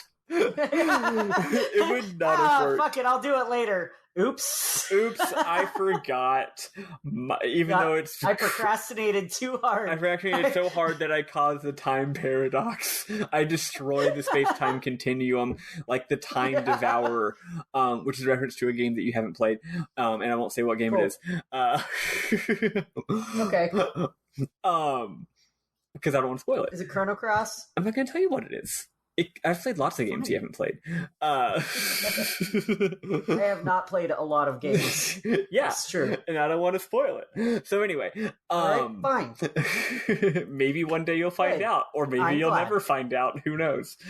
I mean, depending on if you played the game or not. When we're 87 years old and we're still doing this podcast, you'll play some game and you'll be like, "Oh, that's the game that Maddie spoiled. It's 60 years ago." You see, you would remember that because you don't have the same memory problems as me. Meanwhile, I can't even remember that manga that Sam spoiled like a month ago. Sam predicted that I was going to forget, and he was right. Good job, Sam. I forgot the manga that you spoiled. That's good. So anyway, after that, that's pretty much it. Just denouement. What happens at the end of this damn movie? The princesses show up again. That's right.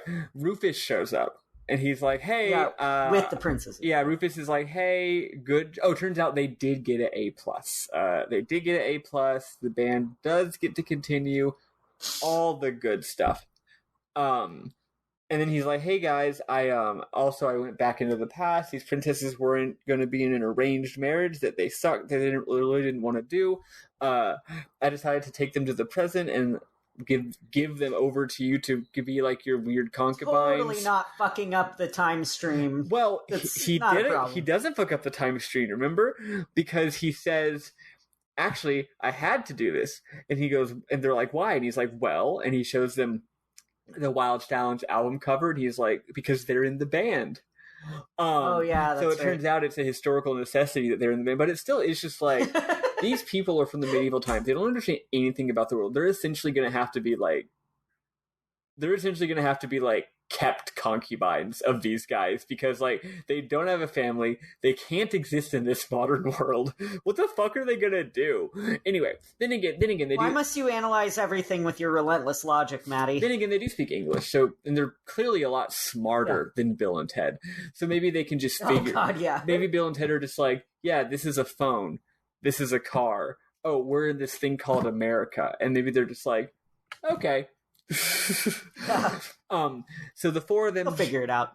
So they decide to join the band, and then Rufus also gives them some fucking sick guitars. He's like, "Here's some guitars, they're really cool." And then he's like, "I only have one more request." And he's like, "What?" Oh, actually, there's an important scene before this. Before Rufus shows up again, after they have succeeded in saving the day, but before anything else has happened, they're sitting back in their rooms, right? And one of them says something. Oh, they're trying to record the video again, right? And then one of them, I believe it's Bill, said, "Here's the thing, the characters are very similar. Like, they're not particularly distinguished personality-wise." So here, I'll help you out. Bill is blonde. No, I know which one's which physically. I can't remember which one does which action. Because they're so similar. So one of them says the line of dialogue about like, "Man, we went through this excellent adventure. We got an A+. I'm not going to Alaska, but it feels like nothing's changed," because they're still just struggling to record the video and they really suck at guitar, right? And the other one looks and he's like, "I think maybe we need to," he goes, "You know what? I think maybe we need to learn to play." So we see that they have had a little bit of an arc here. They've learned that, well, also more importantly, they've learned that like the future of the world depends on their music, and they're very encouraged by this. And then they realize, you know what? There's no secret. We can't cheat by having a good video or getting Van Halen or getting good guitars. We just need to be diligent and actually learn how to play and take this seriously, which is cool, because at the beginning of the movie, they were obviously slackers, right? So they learned we need to be slightly less slackers. Like, I'm sure they're going to slack off in school because they don't care about school, but they're like, we have a duty, right? So they commit themselves to their music. They commit themselves to being the best they can for the sake of the future, which I think is really a little touching. Anyway, then all this stuff shows up, and then Rufus does give them the sick guitars, and they're like, "Nice." And then Rufus is like, can I jam with y'all?" And they're like, "Can you play?" And he's like, I can play a little." And he gives him the guitar, and of course, this is gonna happen, but he busts out like a sick fucking solo, right? He fucking shreds it, and the two of them are like, "Holy cow, you're amazing." he fucking just totally rips it a new one, right? And then they start to play, and the music kind of swells, and they all look at each other, and one of the princesses is on keys, the other princess is on drums, and they're getting so excited. Again, this is the climax of the movie, so they're about to end in a big, musical number, and the girl hits them off 1, 2, 3, 4, and then they start playing, and they're fucking terrible. So god-awful. They're absolutely horrible. There's no rhythm. I don't know what the chords are supposed to be. They're just noodling around doing fucking nothing. And then Rufus, of course, looks at the camera and he goes, "I promise they do get better." And then it cuts to credits, and that's the fucking movie.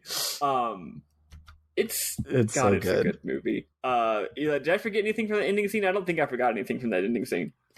No, in fact, this podcast is longer than the movie. Yep. Nice. Nailed it. Good job, team. That's pretty. I don't think pretty I don't think normal. the movie stops to talk about Days of Our Lives and Bold and the Beautiful for 25 minutes in the middle. No, So that's pretty normal. That was a mistake on my part. I should not have encouraged that. I've been listening to a podcast recently. It's actually not a podcast itself. It's a sub-series of an existing podcast called This Is Sus, where they review just shitty NBC primetime dramas, like This Is Us. And yeah, like, those are hour-long dramas. Every episode is like an hour and a half or 2 hours. Although those shows are bad, whereas this movie is good. Let's do some memorable moments. Sam, what are yours? So let me see. So one, you might have brought it up because I was AFK during it, but so when it's Freud's turn and in the oral report, Ted lays out and it's like giving Ted therapy live on stage in front of everybody. However, it's so funny that you should just tell us again because you like this scene too. It's so good. And so after they finish with Ted, everybody cheers, and he like points to Bill, like, "Bill, you want to lay down?" He goes, "Nah, I'm good. I already know I have a minor Oedipal complex." Yeah, that is extremely fucking. That was one of the biggest laughs of the whole movie. IMO. What else you got? So Missy at one of her scenes is listening to the exact same FM radio headphones that I had growing up. Just mine were blue and hers are bright pink. But they're the big, ugly, clunky things if you want to listen to the FM radio as headphones constantly. Which they're like very rectangular. Like, I thought they were cool as shit. I was like, "Ooh, I want those." Yeah, they're really cool. The radio is garbage, so I would have my phone in my pocket with one of those little FM transmitters in my pocket so that I could have wireless headphones. That's how I would use those. Nice. But yeah, I just loved seeing that blast from the past. I'd completely forgotten that I even had those growing up until I saw her wearing them, and I'm like, oh shit. I remember how lit it was to have fucking radio waves beamed into your ears. Let's see. We talked about most of mine as they came up because this was a lot less structured of an episode than we normally do. Yeah, a lot of mine too. I just deleted all the ones we already talked about and only have 2 left. Yeah, because I already talked about how the camera never zooms in on the princesses when they're like, "Oh look, those faraway princesses they're so are beautiful." so hot." Yeah. And this was So before good. HD, so those are some standard definition princesses up there. Oh, speaking of the princesses, just as a general aside, it's a memorable moment of like every movie that's ever come out. But the falsehood that Hollywood sells us that medieval girls were hot is so beautiful. And I just love, like, these princesses as well are just so fucking pretty, even though there are realistic paintings made at the time, and everyone was fucking ugly back then. Yeah, because they never showered. Like, they had terrible hair. Their teeth were even more crooked than usual because remember, they're not just old timey; they're also British. So that's They like didn't have orthodontia. yeah. So yeah, no, they would not be hot. They hadn't discovered not at all. skincare. but like Or these estrogen these pills. girls look great. The fucking The ladies in this movie are hot across the board. yeah. Oh, so we talked about it, but we skipped over the scene. So there's one part of this movie that doesn't age well, and it's the only negative joke. Like even without the slur in it, it's a negative joke, and it's the only one of the movie, so it would stick out anyways. But after Ted dies and then comes back, they're so happy to see each other that they hug, and then they push each other away, and they drop the F bomb at each other, which like is weird because the movie's so positive elsewhere that they would be like, oh yeah, like we're positive and free love, just not free two dude love, and push each other away, and it stuck out, and it was weird, and we mentioned it earlier and then forgot to talk about it. Funny enough, it happened so fast. I would not have even noticed it if Sam hadn't already mentioned it in the chat. Because I actually didn't pick. I'm the one who mentioned it into the chat. Well, Sam had mentioned it earlier, actually, as well. Oh, had he? Yeah. Oh, okay. Oh, yeah. Well, because I'd already gotten and it's funny because you know, like sometimes a character in a movie says a line and you just don't quite pick up what they said, right? Because maybe you were distracted or whatever. So they said, I was watching this while I was working, by the way, and just all of a sudden they say that, and I'm like, yeah. What? So for me, I legitimately didn't get what they said, and I probably would not have. I was like, should I push the space bar and back up and hear what they said? And I was like, nah. And then I remembered what Sam had said in the chat, and I was like, oh, that's what they said. Yeah. I actually find it a very cute joke, problematic language notwithstanding, because yeah, it's like the classic joke is that two dudes hug and they're like, oh, no homo. But this is actually a little bit better because they hug and then they're literally hugging and then saying gay, right? Like imagine you hug your homie and then after you hug, you're like, yo, that was gay, dude. Right? I feel like that works, but I feel like that works better if the guys who are hugging are gay or queer. It is funny when they're actually gay. Yes, I mean I do that all the time with my gals. With my other LGBT friends, we often yell gay at each other. Oh yeah. I was talking with Bernard one time, and I was like, Bernard, do cis gays just constantly say that they're gay when they're hanging out with other gays? And he's like, yeah, we do. And I was like, okay, cool, because the trans girls definitely do it, and I wasn't sure if y'all did it too. Oh no, yeah, like it's from back before my transition when I identified as either bisexual or a lesbian, depending on the time of day, depending on how much you had ate that day. That particular moment. We said it a lot. But yeah, it's always just like my friend will be like, oh, you look great today, and I'll be like, you're gay, shut the fuck up. And I'm like, that's gay. Yeah. But yeah, that's a weird scene, and it's funny that we forgot to talk about it. One of mine, speaking of gay, maybe this wasn't on purpose, maybe I was reading too much into this, but they definitely made Joan of Arc gay. Oh yeah. Right? She's like famously gay. Actually, like they were being historical. Famously, she's who knows. It's the idea that she may have been queer is really more of one of those things where modern queer theorists look back at historical figures and say maybe they were queer. And I'm not saying that those queer theorists are making shit up and that they're wrong. I'm saying that there's really no evidence either way. Yeah. But it's like, you know, queer people have always existed, so it stands to reason that historical people in the past, some of them probably were queer, right? So you look back and you're like, maybe, right? But anyway, the point is, in the scene where she's in the mall and she's looking, first of all, she's, you know, she is famous for dressing like a man, right? She did it for pragmatic reasons, and she said she did it for pragmatic reasons, but they still burned her at the stake for heresy. So who knows? Maybe she was doing it for pragmatic reasons, Mulan style, or maybe she had some gender stuff going on. Who knows, right? But anyway, So she's in the aerobics class and she's looking at the ladies, the strong, lean, muscular ladies up on the stage doing the aerobics, and she definitely is giving them gay eyes, right? Yeah, Oh, yeah. Like she she does a fucking lip bite. She's looking at her and she's like, "Oh my!" And I'm like, "That rules." I understand. I know what that look is. She is a lesbian. So I thought that was a really nice little subtle moment there. Do I have any other ones? At the very beginning of the movie, one of the whole just, "oh, these guys are dumb" lines, right?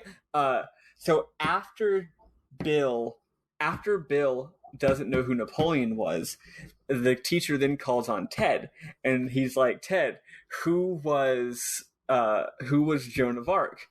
And Ted goes, "Noah's wife." Yes. But that's actually a setup for a better joke later.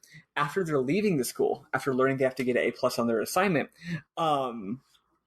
Ted goes, "I don't know anything about history. The only thing I do know is that Joan of Arc was not Noah's wife." And then Bill goes, "Well, then who is Noah's wife?" Noah's wife.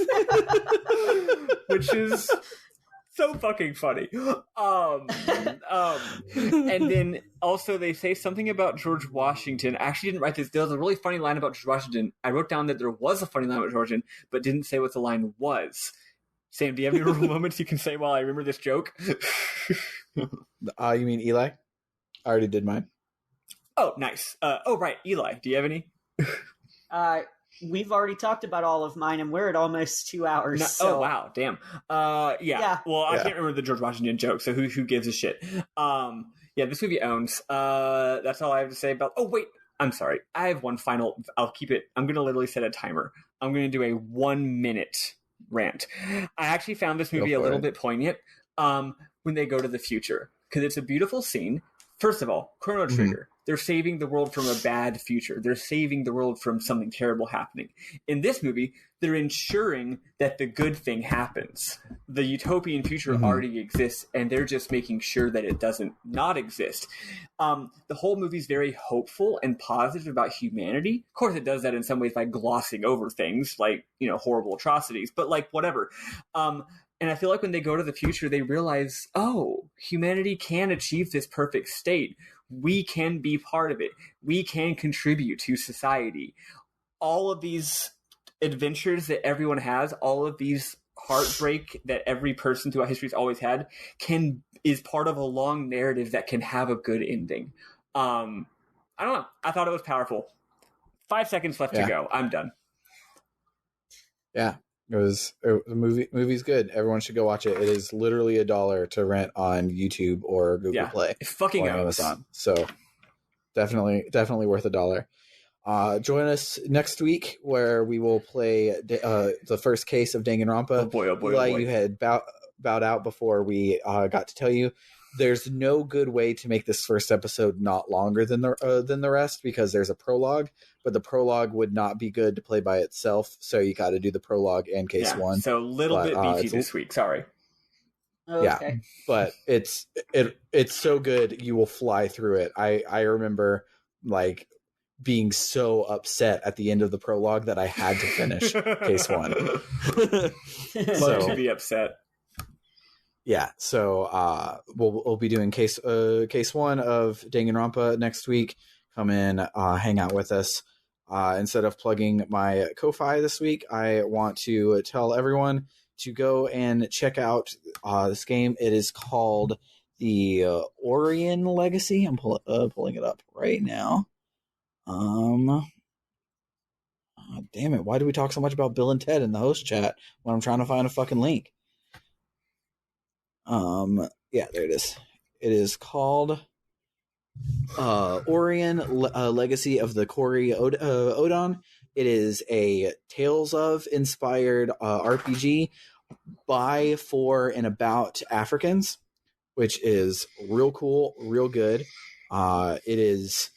I have not played it. I have purchased it, but I have not played it yet.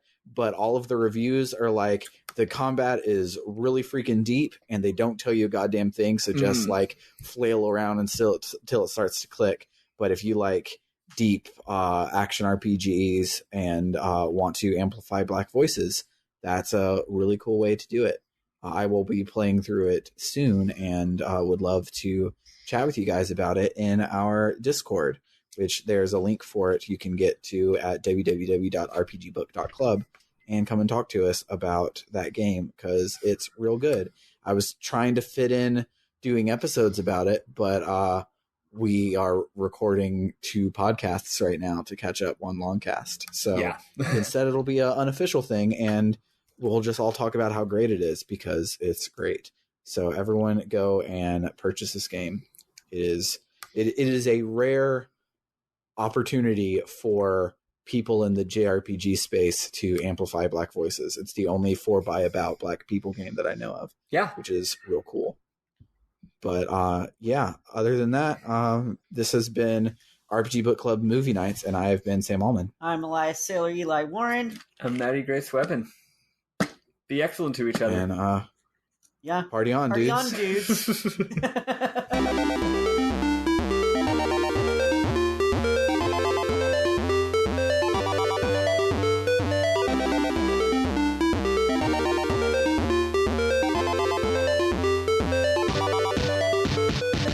Also, what I love, speaking more Doctor Who, I guess this is a Doctor Who cast today, but please no. Yeah, I agree.